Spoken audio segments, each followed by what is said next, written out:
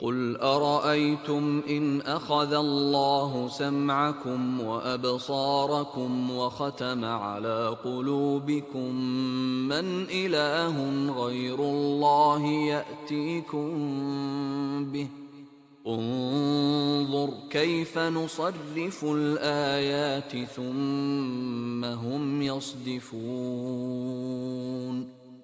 ان کافروں سے کہو کہ بھلا دیکھو تو اگر خدا تمہارے کان اور آنکھیں چھین لے اور تمہارے دلوں پر مہر لگا دے تو خدا کے سوا کون سا معبود ہے جو تمہیں یہ نعمتیں پھر بخشے؟ دیکھو ہم کس کس طرح اپنی آیتیں بیان کرتے ہیں، پھر بھی یہ لوگ روگردانی کیے جاتے ہیں۔ Say, have you considered, if Allah should take away your hearing and your sight and set a seal upon your hearts, which deity other than Allah could bring them back to you? Look how we diversify the verses, then they'd still turn away.